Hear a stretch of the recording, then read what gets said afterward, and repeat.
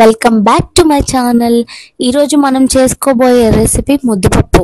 ముద్దపప్పు అందులో ఏముంది చేయడానికి, జస్ట్ పప్పు వాటర్ పోస్తే అయిపోయిద్ది కదా అని మీకు అనిపించవచ్చు. సో ఎప్పుడు అలాగే తింటామా, ఈసారి నుంచి వెరైటీగా చేయండి. నేను చేసినట్టు ట్రై చేసి చూడండి.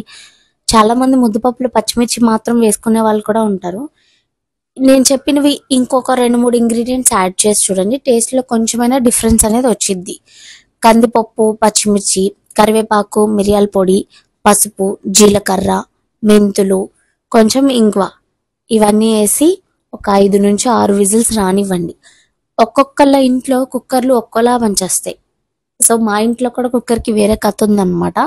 సో నేను ఒక్కోసారి 1 గ్లాస్ పప్పు తీసుకుంటే దానికి 3 గ్లాసులు నీళ్ళు పోస్తాను, ఒక్కోసారి 3.5 పోస్తాను.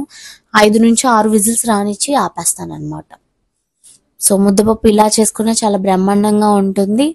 ఉట్టన్నమైనా సరే ఎంత పప్పు వేసుకొని అన్నం అంతా తినేవచ్చు అనమాట. దానికి మళ్ళీ సపరేట్గా పచ్చడి కావాలి, ముద్దపప్పులో ఏం తింటాం, వడియాలు అప్పడాలు కావాలి అనేది ఏం లేదు. ఇలా ట్రై చేసి చూడండి. పచ్చిమిరపకాయలు ఘాటు, మంచిగా మెంతుల్లో ఉండే కొద్దిపాటి చేదు, ఇంగువ, ఇవన్నీ కలుపుకొని తినడం వల్ల బ్రహ్మాండంగా ఉంటుంది అనమాట. సో ప్రతి కర్రీలోనూ కొంచెం పులుసు కూరలు అలాంటి వాటిలో కొంచెం ఇంగువ యాడ్ చేసుకోండి. అండ్ ప్రతి కర్రీలోనూ కొంచెం మిరియాల పొడి వేసుకోవడం అలవాటు చేసుకోండి. ఆరోగ్యానికి చాలా చాలా మంచిది. సో ఈ అమేజింగ్ ముద్దపప్పుని మీరు కూడా ఒకసారి ట్రై చేసి చూడండి. డిఫరెన్స్ మీకే తెలుస్తుంది. ఉట్టి పప్పుకి దీనికి ఉన్న డిఫరెన్స్ ఏంటో వండి తిన్నాక మీకు తెలుస్తుంది.